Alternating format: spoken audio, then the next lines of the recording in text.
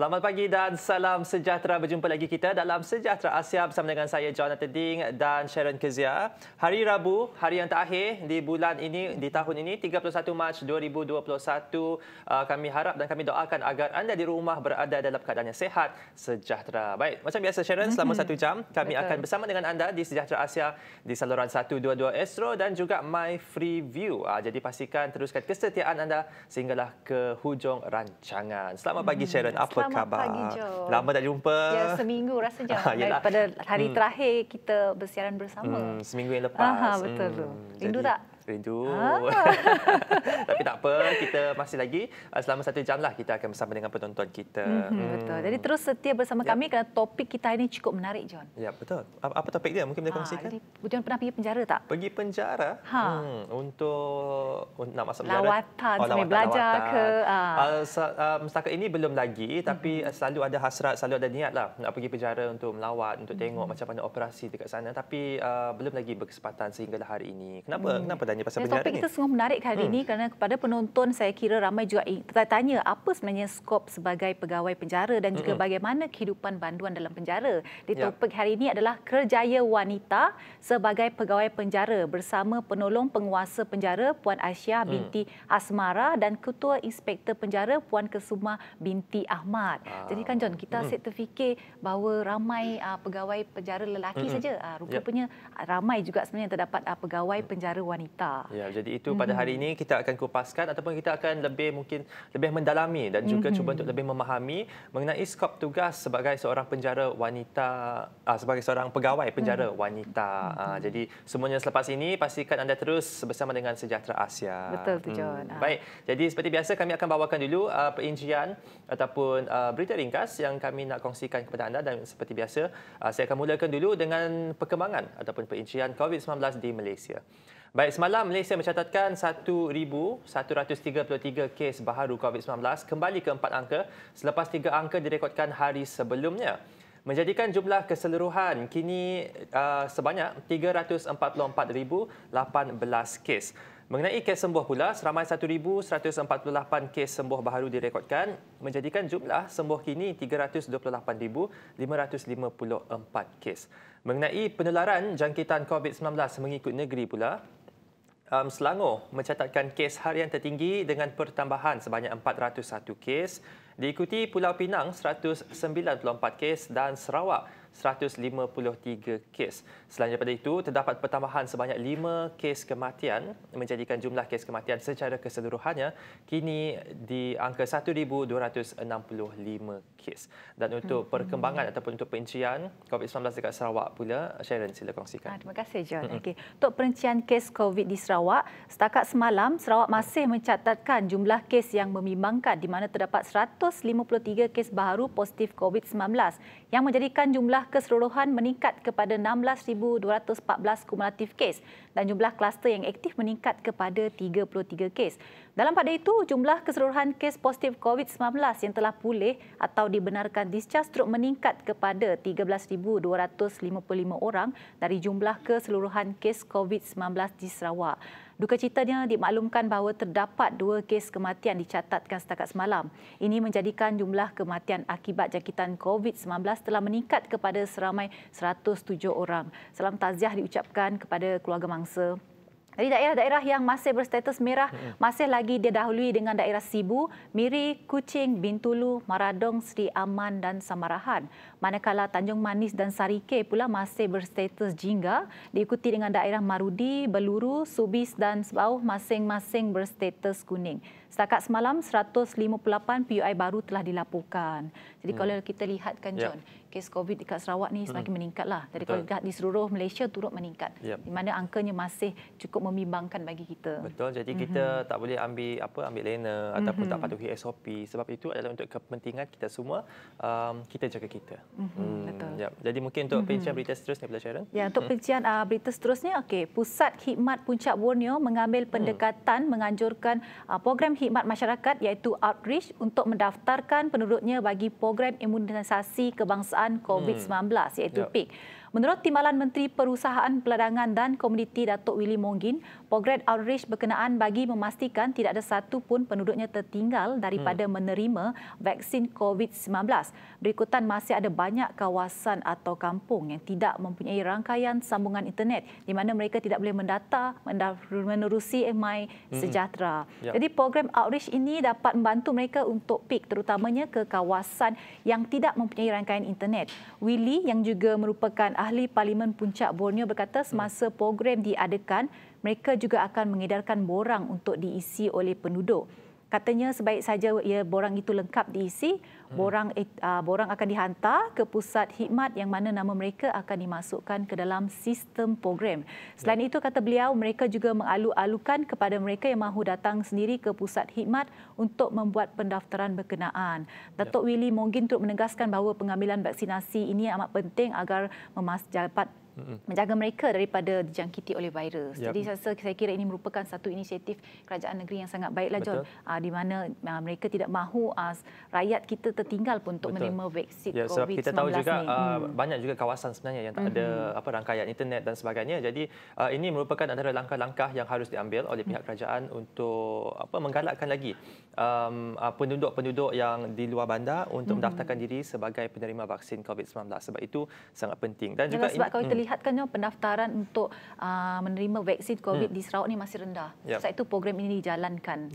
Terutamanya di kawasan-kawasan pedalaman lah, betul. Di luar bandar. Dan info tambahan, setakat 29 Mac, pendaftaran penerima vaksin di seluruh negara sudah pun mencecah 7.3 juta individu dan mengenai penerima setakat 29 Mac juga 620,000 penerima vaksin COVID-19. Masih lagi rendah, tapi kita doakan agar pendaftaran dilakukan secara cepat, secara secara sempurna, smooth dan sebagainya, tiada halangan dan semoga pemberian vaksin pun boleh dijalankan secara secara menyeluruh. Menyeluruh jadi, supaya semua penduduk tidak akan ketinggalan untuk menerima vaksin COVID ini.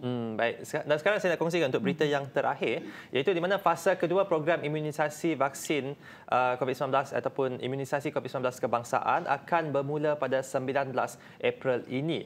Itu menurut Menteri Sains, Teknologi dan Inovasi Khairi Jamaluddin, dan anggaran seramai 9 juta individu yang akan terdiri daripada golongan emas, penyakit pesakit penyakit kronik, OKU dan juga sekarang baru ditambah ialah guru-guru. Betul lah, sebagai frontliner dianggap jadi cikgu-cikgu juga akan dikategorikan di bawah fasa 2. Jadi Sharon tak lama saja lagi lah akan menjadi salah seorang daripada penerima vaksin kedua. Jadi saya harap dapatlah saya terima vaksin COVID-19 tu kerana minggu depan sekolah akan dibuka secara bersemuka untuk pelajar sekolah menengah. Jadi itulah kepada anda yang belum lagi mendaftar, silalah daftarkan diri anda sebagai penerima vaksin supaya pemberian vaksin ini boleh dijalankan dengan selamat dan sempurna. Hashtag lindung diri, lindung semua. Baik, saya rasa itu saja antara perincian berita yang kami nak kongsikan kepada anda. Jadi kita akan berehat sebentar. Selepas ini kita akan kembali dengan tetamu kita, iaitu dengan topik yang kita sebutkan tadi. Kerjaya wanita sebagai pegawai penjara. Jadi kita akan berehat sebentar. Jumpa selepas ini hanya dalam Sejahtera Asia.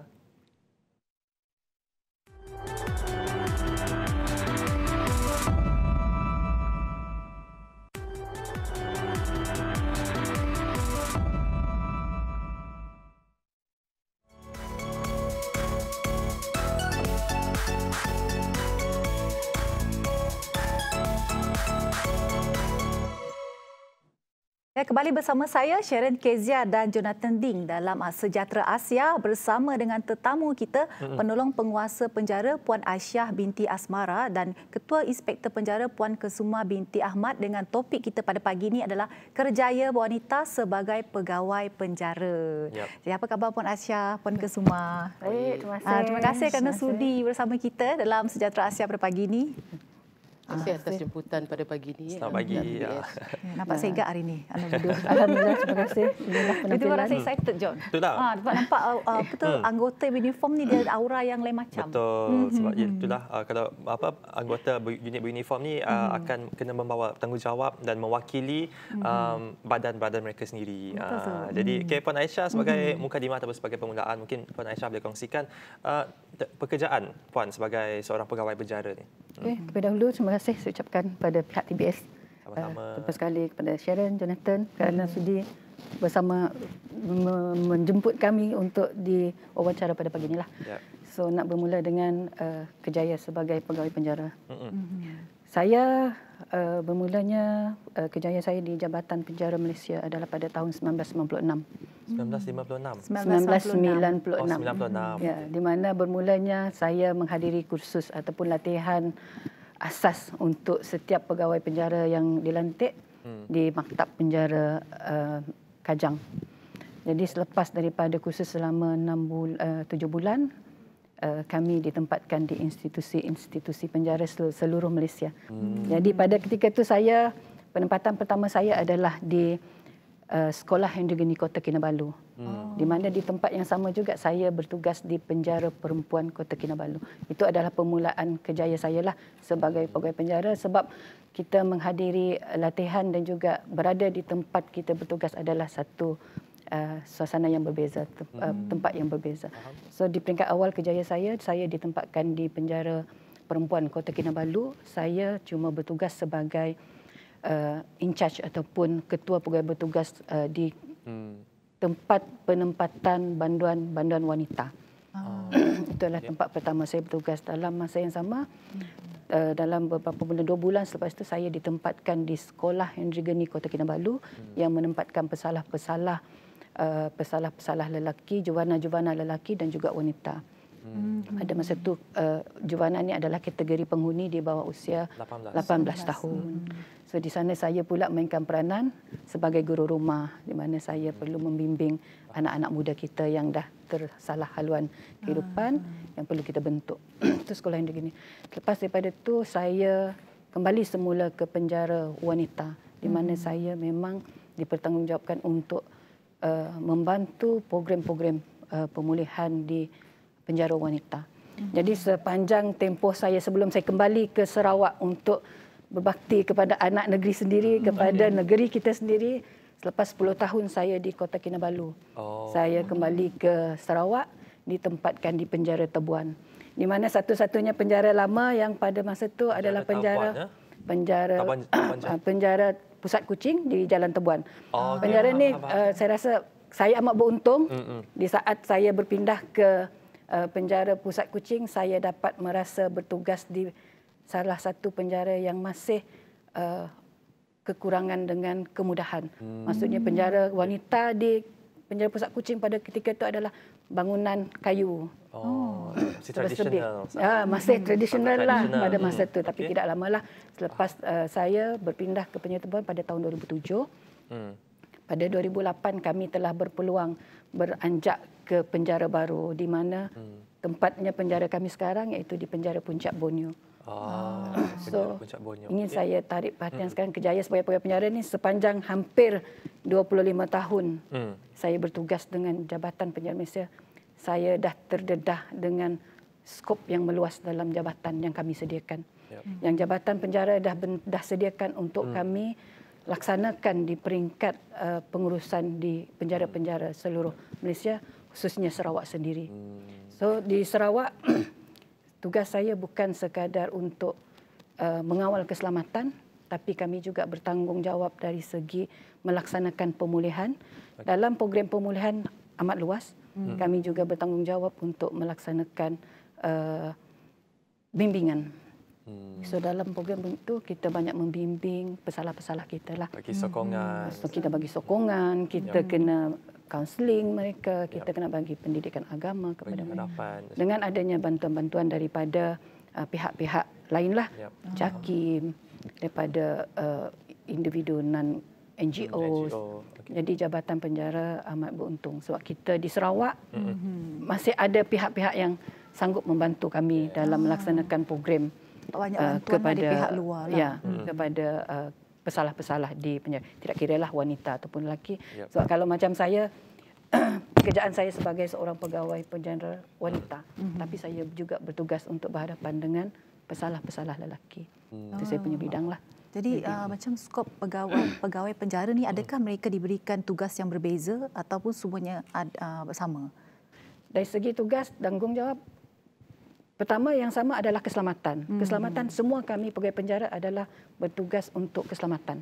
Keselamatan terutama sekali dari segi penerimaan bantuan daripada mereka masuk sehinggalah mereka dibebaskan. Semua tanggungjawab adalah sama. Tetapi dari segi peringkat kami, kita ada lagi tanggungjawab lain. Maksud dia, mungkin Puan Kasumah di peringkat ibu pejabat, dia punya tanggungjawab adalah lebih kepada pemantau kami. Tapi kami di peringkat penjara, saya selain daripada bahagian keselamatan, saya juga menjalankan program-program, saya juga bertanggungjawab untuk memantau ataupun memberi kemahiran.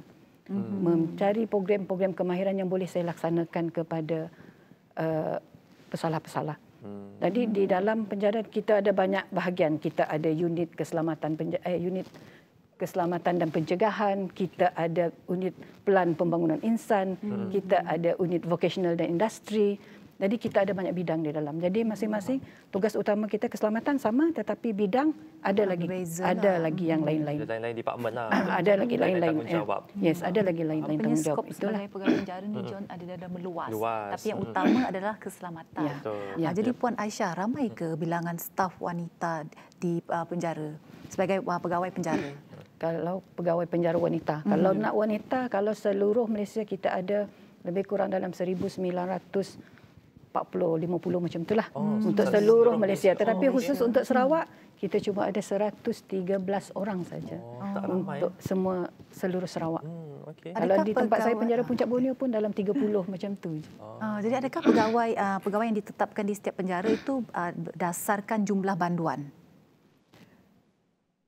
Itu salah satu daripadanya sebab kita ada minimum, penjara maksimum. So jumlah kaki tangan berdasarkan kepada jumlah banduan. Jumlah banduan dan keperluan di setiap penjara. Okey. Jadi mungkin nak tanya Puan Kasumah juga. Mungkin boleh kongsikan apakah cabaran Puan sebagai seorang pegawai penjara wanita? Okey. Terima kasih Jonathan dan Sharon. Okey, apa yang saya dapat kongsikan pada pagi ini adalah cabaran bertugas sebagai pegawai penjara wanita itu pun kita dengar pun cukup menakutkanlah.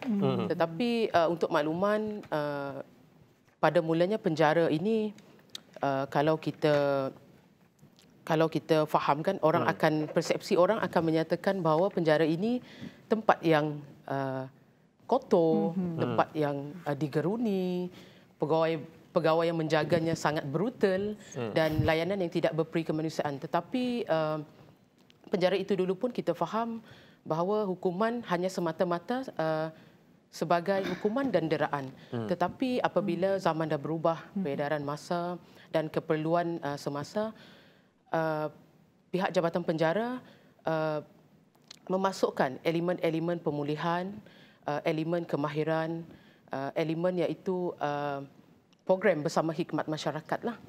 Okey, kalau diceritakan pasal cabaran ini, kita menahan banyak kategori hukuman di dalam penjara yang melibatkan banduan wanita, iaitu banduan akhir yang menunggu hukuman gantung sampai mati, banduan seumur hidup, banduan seumur hayat, banduan hukuman lama, hukuman singkat dan juga tahanan reman. Jadi kalau skop cabaran bekerja di Jabatan Penjara ni dia sangat meluas. Jadi antara untuk memastikan kami sebagai pegawai wanita ini sentiasa bersedia dan untuk berhadapan dengan pelbagai situasi di dalam, kita didedahkan dan dipraktikkan dengan yang pertama latihan yang mantap lah, iaitu menjalani latihan di pusat-pusat latihan yang telah disediakan. Macam kita pegawai kanan wanita kita training selama 9 bulan, pegawai rendah kita training selama 3 bulan lah. Jadi antara kemahiran yang ada pada diri pegawai penjara ini, yang pertama kita kena mahir mengendalikan senjata api, kita kena mahir dalam pengendalian gari, cota dan juga alat-alat keselamatan lainlah. Okey, seterusnya kita juga kena mahir berkaitan dengan undang-undang dan peraturan supaya kita dapat memberikan layanan yang berperi kemanusiaan yang mengikut kepada peraturan yang telah ditetapkan. Selain itu juga kami ini juga kena mahir dari segi program-program pemulihan yang diadakan kepada banduan wanita lah. Selain itu kita juga kena mahir dalam seperti pengiringan. Kita akan mengiring banduan sama ada di hospital, di hospital mental, di banyak-banyak tempat yang di luar daripada penjara. Kita kena mahir dari segi kawalan lah. Kerana kita kena faham setiap banduan itu dia ada risiko dia sendiri. Jadi perasaan kalau saya macam pegawai penjara, kalau mengiring banduan ini, perasaan takut itu memang ada. Sentiasa ada. Kerana berhati-hati itu lebih baik. Betul. Kita kena sentiasa berwaspada lah dalam apa saja setiap gerak-geri kita lah untuk kepada bantuan ini. Jadi kat sini saya tertariklah Puan sebab saya tertanya-tanya John. Sebab saya pernah dengar adakah betul semasa mengiringi banduan dalam truk banduan itu truk tersebut tidak boleh berhenti di mana-mana biar apapun keadaan sekalipun yang berlaku. Ya betul. Kalau kita daripada penjara Puncak Borneo mengiring banduan ke mahkamah, kena menggunakan laluan utama dan terus direct ke mahkamah lah. Adakah juga akan diiring? Ya. Kita ada polis, pegawai kanan, polis tidak. Kita hanya ada pegawai penjara lah yang akan mengawal sepenuhnya. Pernah tak terjadi apabila mungkin truk itu mengalami kerosakan ke yang terpaksa berhenti di tepi jalan ke sebagainya? Itu biasanya jaranglah kita alami, tetapi rescue itu kita akan mintakan bantuan secepatnya lah daripada unit kenderaan penjara Puncak Borneo lah. Okey, jadi kita nak tahu juga, macam tadi Puan Kesuma ada kongsikan mengenai pengetahuan berkaitan dengan undang-undang yang perlu dipraktikan dalam latihan sebagai seorang pegawai penjara. Betapa pentingnya sebenarnya kalau ada pengetahuan undang-undang ni untuk sebagai seorang pegawai penjara? Ya, pengetahuan ini, contoh kalau kita macam saya dulu, saya bekerja di bahagian rekod. Bahagian rekod ini adalah nadi utama di dalam penjara. Kalau pegawai penjara itu, dia tidak mahir kepada undang-undang itu agak sukarlah. Kerana di situlah kita nak memeriksa waran, kita nak membuat rayuan hukuman dia, pelaksanaan hukuman sebab rotan, pelaksanaan hukuman gantung sampai mati kan. Jadi semua itu kita perlu bersiap siagalah, kena mahir dalam segala perkara lah. Supaya mereka mendapat layanan yang seadilnya lah berdasarkan undang-undang yang ditetapkan. Jadi penting juga sebenarnya bukan saja menjaga keselamatan di pegawai penjara, tapi mereka juga perlu menjadi seorang manusia, seorang rakan kepada banduan-banduan yang dalam penjara untuk memberi sokongan, memberi dorongan dan sebagainya. Jadi sangat menarik topik kita pada pagi ini. Jadi selepas ini kita akan mengupas lagi lebih mengenai pegawai penjara wanita dan juga skop-skop tugas mereka. Itulah yang kita nak tahu apa yang berlaku. Masih banyak yang belum sempat dikupas. Jadi terus setia bersama kami hanya dalam Sejahtera Asia. Jumpa selepas ini.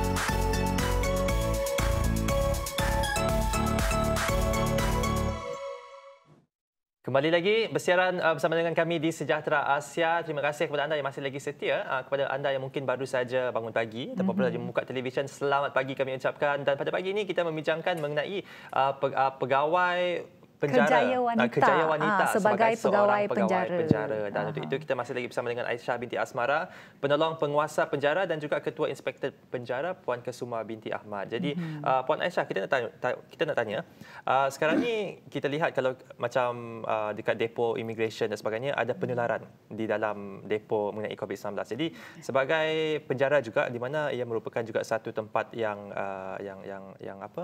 yang agak padat lah. Yang padat dan sebagainya. Apakah antara SOP ataupun langkah-langkah pengurusan banduan ataupun langkah yang diambil supaya penularan ini tidak berlaku di penjara? Okay. Terima kasih Jonathan. So untuk kami di penjara, dari segi pengurusan untuk membendung penularan COVID-19 di dalam penjara yang memang kami risau, yang memang kami takut berlaku sekiranya berlaku. Jadi antara SOP yang kita buat sekarang ni dari segi penerimaan ataupun pengurusan banduan baru masuk, salah satu pengurusan banduan baru masuk ataupun banduan yang akan dibebaskan daripada penjara maupun banduan yang akan dibawa untuk ke mahkamah untuk menghadiri perbicaraan. Jadi SOP dari penjara sekarang ni untuk pengurusan banduan baru masuk.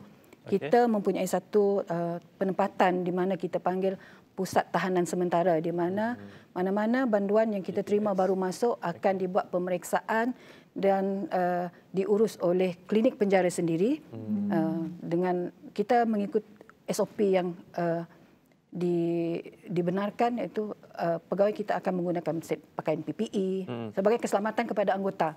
Sebagai keselamatan kepada anggota, mereka akan menggunakan pakaian PPE untuk menguruskan banduan yang baru diterima masuk.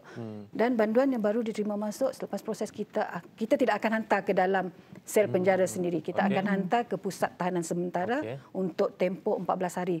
Jadi dalam tempoh tersebut mereka akan menjalani ujian swab untuk memastikan keputusan mereka negatif. Sekiranya negatif selepas 14 hari, barulah mereka ditempatkan ke dalam penjara untuk mengikuti program-program yang lain. Jadi kita amat menjaga proses tersebutlah. Jadi penjagaan sama juga macam di penjara, cuma kita asingkan mereka untuk mengelak penularan di dalam penjara itu sendiri sekiranya ada keputusan yang kita tak jangka. Kita takut, kita tak jangka. Sebab sekarang ni penjara memang terdedah juga. Sebab kita menerima pesalah-pesalah daripada immigration, kita terima pesalah daripada polis, kita terima juga pesalah-pesalah yang kita kata dari segi kesalahan yang mereka lakukan tu yang memang mendedahkan mereka kepada penularan COVID. Jadi kita memang agak takut. Jadi itu jelah usaha dan penjara boleh buat untuk kita memastikan penularan tidak berlaku di dalam. Sama juga dengan banduan wanita, kita akan asingkan mereka di sel asingan dahulu sebelum dicampur kepada banduan wanita yang lain. Macam rakyat Malaysia lain nak masuk ke Sarawak juga perlu menjalani kuarantin dulu baru boleh keluar. Jadi macam Puan Asiah tadi dikongsikan je pasal dia kata ada persalah daripada immigration tu. Adakah itu adalah warga tempatan ataupun warga asing? Warga asing. Warga asing. Untuk makluman itu adalah warga asing. Sebab kebanyakan pesalah-pesalah kita yang warga asing adalah dari segi pelanggaran tidak mempunyai dokumen yang sah memasuki negara, itu antaranya lah. Jadi kalau sekarang ni agak-agak kan Puan Asiah, ada berapa jumlah banduan yang terdapat di seluruh Sarawak? Banduan wanita. Okey, untuk makluman, kita di Sarawak ini kita menahan seramai dalam lebih kurang 180 lebih orang, iaitu dengan pecahan 3 institusi penjara lah di Sarawak. 3 institusi penjara, okey.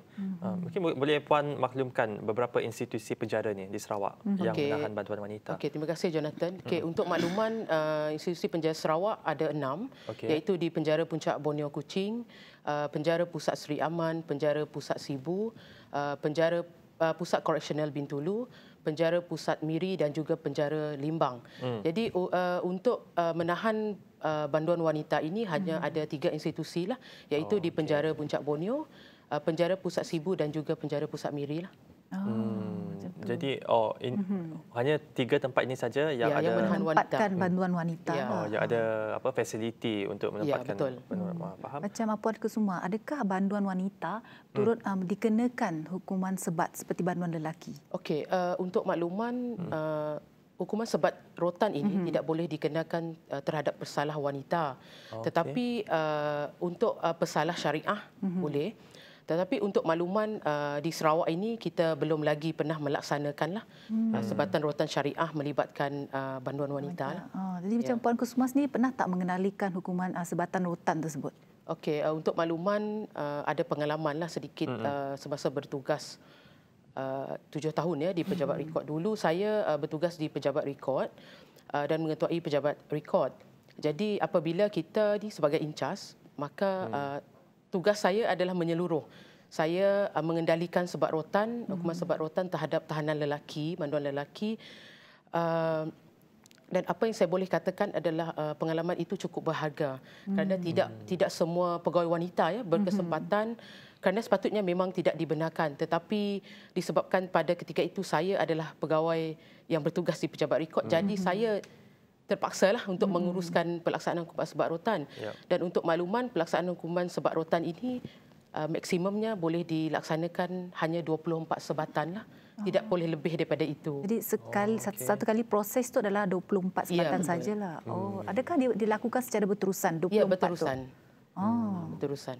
Itu fakta menarik, John. Dulu saya terfikir kan, kalau 24 sebatan tu mungkin hari ini sekali, besok sekali. Itu juga apa yang saya terfikir. Rupanya dilakukan secara serentak. Jadi kita nak tahu apakah jenayah yang dilakukan untuk banduan ini dikenakan menerima hukuman sebatan. Untuk makluman, sebatan rotan ini dikenakan terhadap pesalah di bawah kanun keseksaan ya.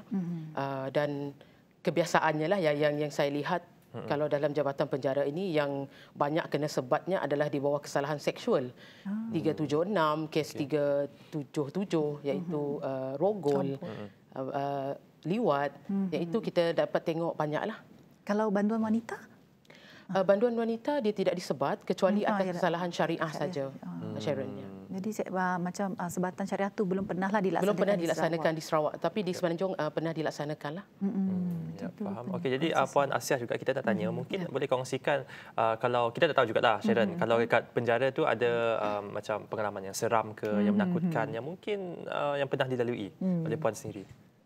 Saya kalau pengalaman seram ataupun menakutkan ni tak adalah seram sangat pun. Tapi sebab penjara ni dia menempatkan pesalah-pesalah daripada pelbagai kategori.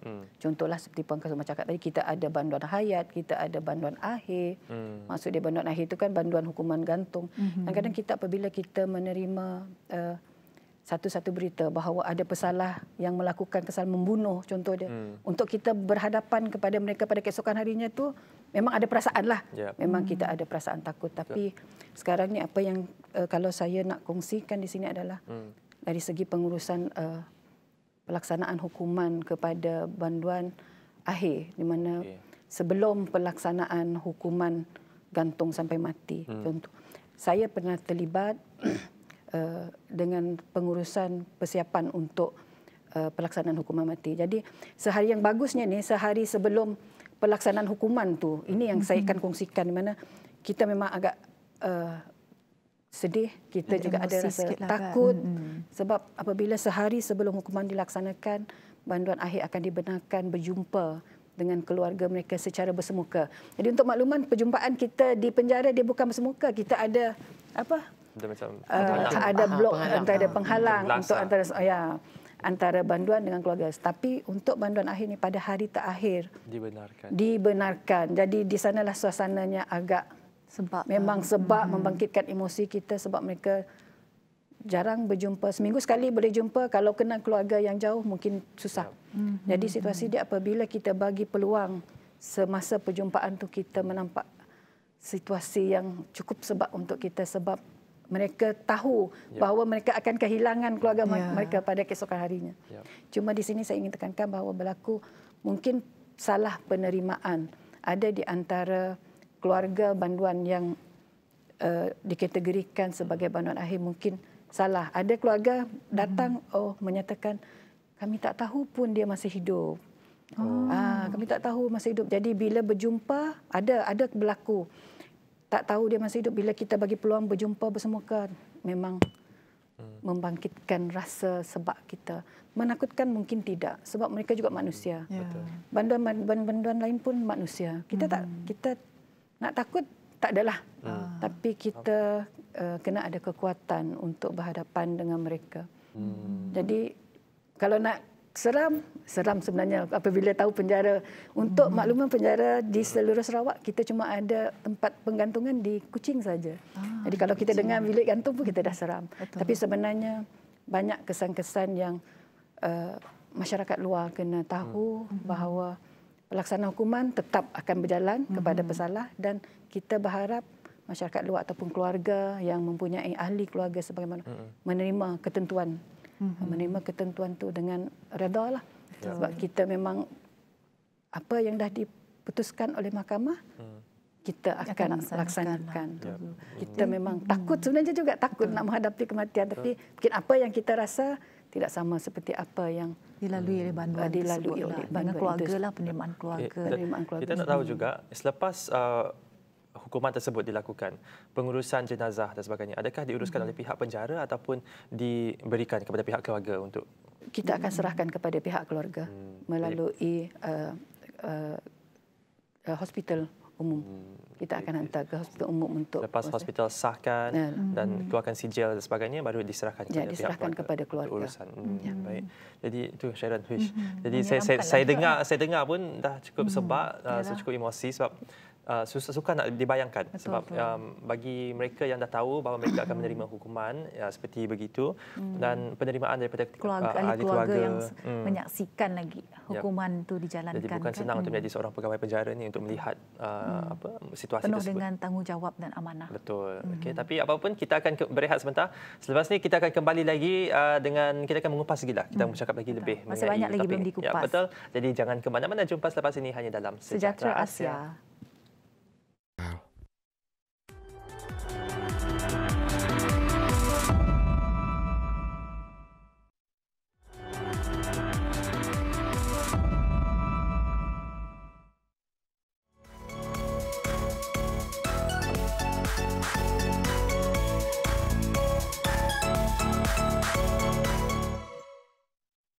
Ya, bersua kembali bersama saya Sharon Kizia dan Jonathan Ding bersama dengan Puan Asiah dan juga Puan Kesuma dengan topik kita pada hari ini adalah kerjaya wanita sebagai pegawai penjara.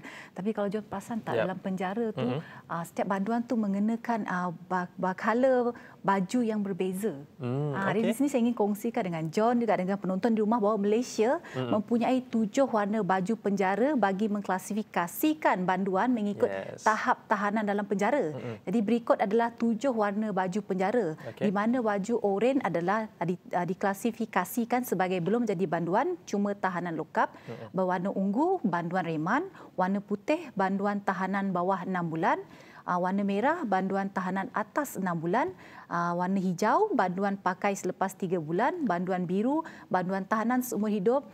Color hijau pucuk pisang adalah banduan prabebas, manakala yang terakhir adalah berkala putih merah ni saya kira merupakan color yang amat digeruni oleh semua banduan kerana ini merupakan banduan akhir yang akan dikenakan hukuman gantung.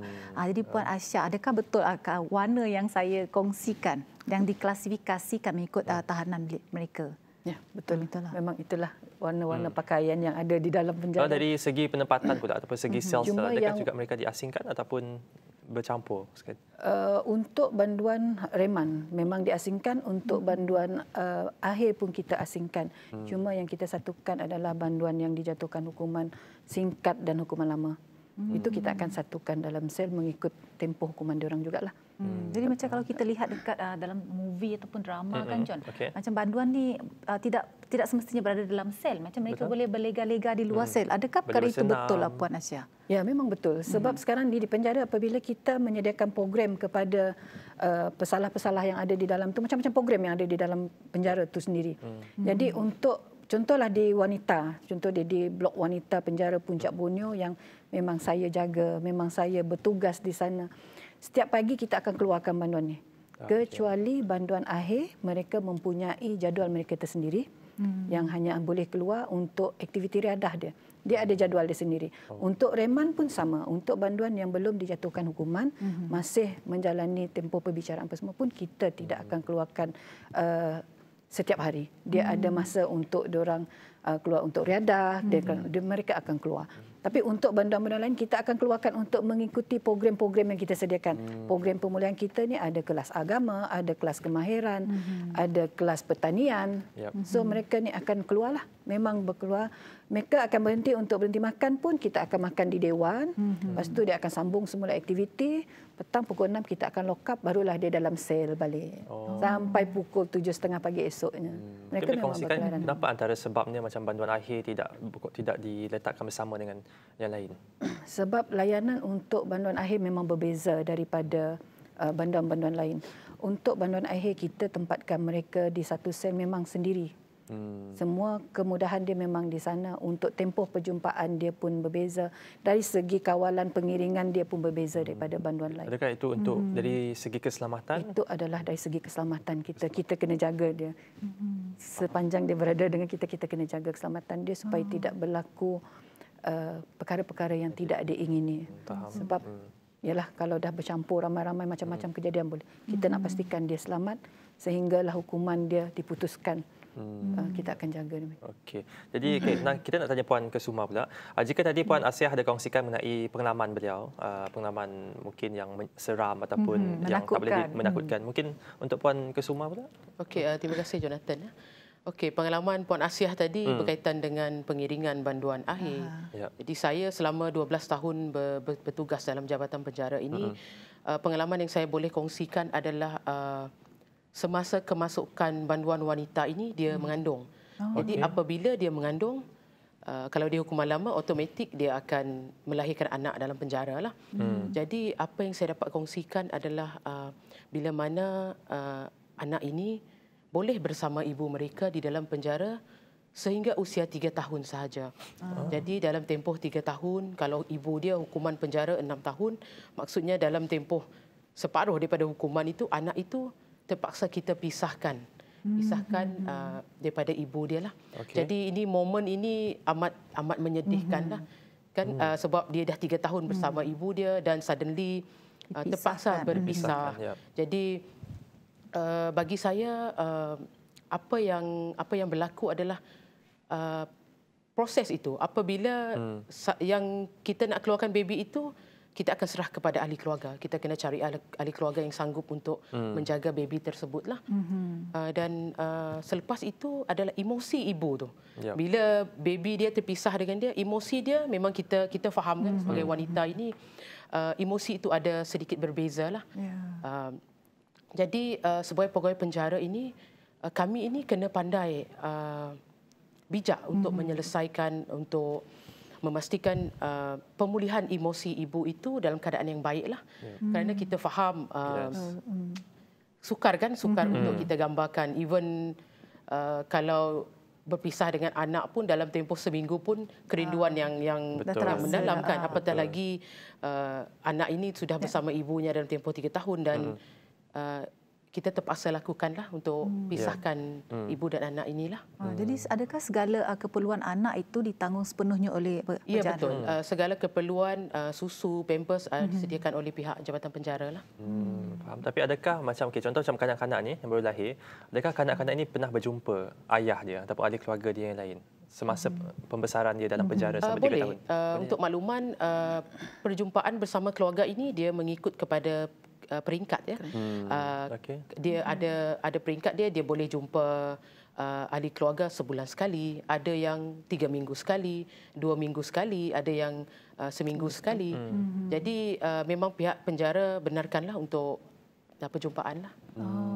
Jadi itu sebenarnya banyak emosi yang perlu ditanggung oleh pegawai penjara ni.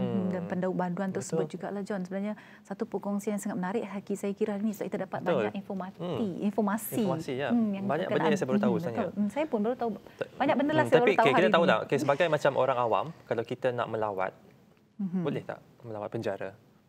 Waktu lawatan, bagaimana waktu lawatan? Kalau ikut dari segi waktu lawatan tu, kita sebenarnya benarkan untuk keluarga sahaja. Tetapi sekiranya ada pihak-pihak daripada luar yang ingin membuat lawatan ke Jabatan Penjara Malaysia ni, boleh. Dan dibuat permohonan ke ibu pejabat kami di penjara, ibu pejabat penjara Malaysia Kajang, kena buat permohonan, boleh. Tapi mungkin ada had-had yang perlu dipatuhilah. Ada peraturan-peraturan yang perlu dipatuhi untuk pelawat masuk ke kawasan penjara itu yang kita tetapkanlah. Okey, baik. Jadi itulah banyak perkongsian, tapi kita akan berehat sebentar. Selepas ni kita akan kembali lagi dan kita akan kita akan membicarakan lagi lah kita akan kupas lagi topik ini. Jadi lebih mendalam lagi. Jumpa selepas ini, berehat sebentar hanya dalam Sejahtera Asia.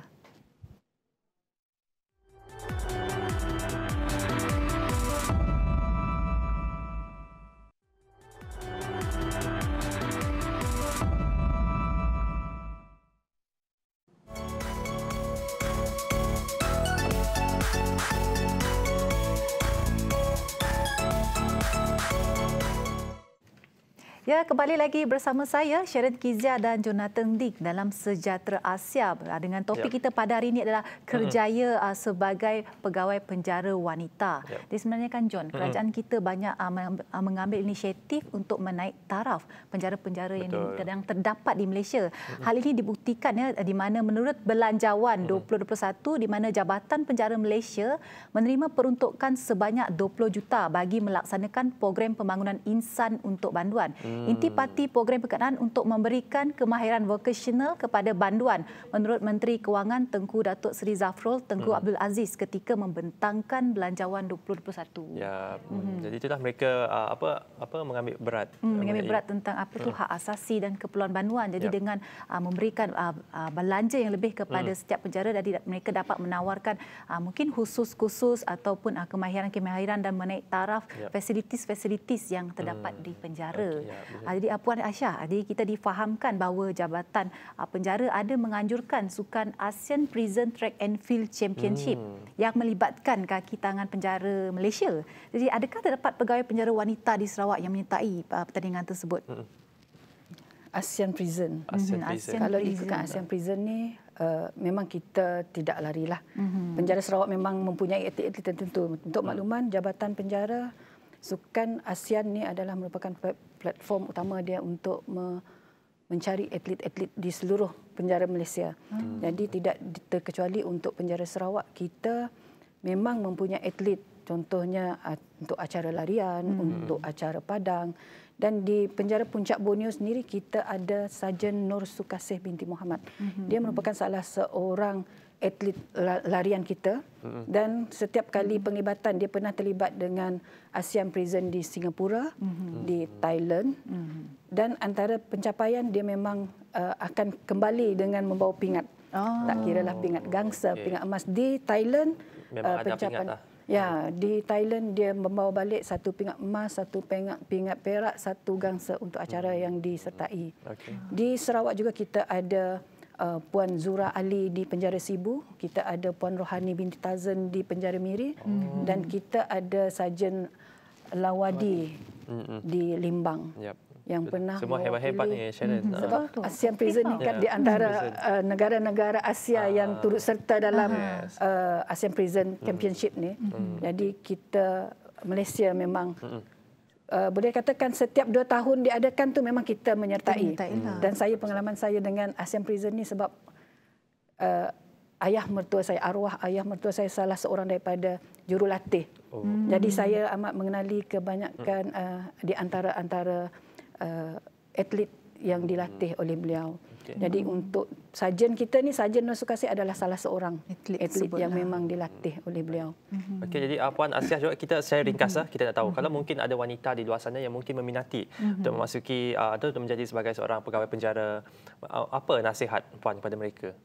Untuk wanita-wanita di luar sana, adakah perlukan lebih lagi wanita untuk menjadi seorang pegawai penjara? Sebenarnya nak dikatakan mengecewakan tidak juga. Cuma untuk saya katakan wanita-wanita di luar sana bersainglah.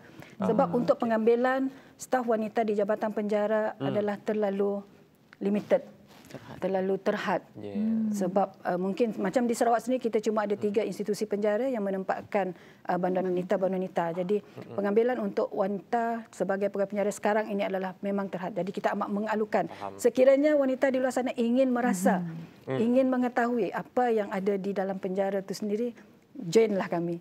Jomlah join kami. Sebab saya beritahu, nak benda murah, nak benda sedap, nak benda yang lain daripada yang lain, semua ada di sebalik tembok. Sebab saya sebagai ketua unit vocational dan industri di Penjara Puncak Borneo, ingin saya promote sekali untuk wanita di luar sana sebab kebanyakan pelanggan kita memang, saya katakan pelanggan lah, sebab kita menghasilkan produk-produk tertentu di penjara yang memang orang luar dah tahu.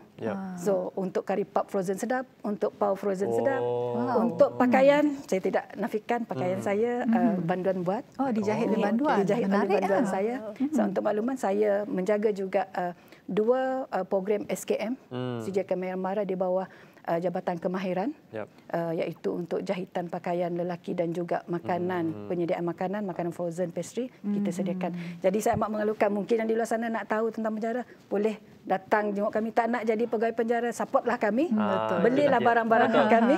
Boleh. Kami akan membuat tempahan untuk perayaan. Tak lama lagi kita dah buka tempahan untuk biskut raya, kek raya. Boleh. Jadi bagilah sokongan dan dorongan kepada panduan. Jadi terima kasih sekali lagi kita ucapkan Puan Asia dan juga Puan Kusuma kerana sudi banyak berkongsi kan hari ini, Sharon. Hari ini baru juga saya tahu pasal itulah banyak-banyak benda ataupun banyak-banyak informasi yang kita baru belajar. Jadi terima kasih kepada anda. Jadi sampai di sini saja siaran Sejahtera Asia untuk hari ini. Kita jumpa lagi di masa yang akan datang. Teruskan kesetiaan anda bersama dengan TVS sehinggalah ke hujung hari anda. Buka saja TVS saluran 122 Astro dan My Freeview. Jadi saya Jonathan Ding. Saya Sharon Kezia. Kita jumpa lagi di masa yang akan datang hanya dalam Sejahtera Asia. Daripada inspirasi, kami cetuskan inovasi. Jumpa Salam lagi. hormat, jaga diri. Bye.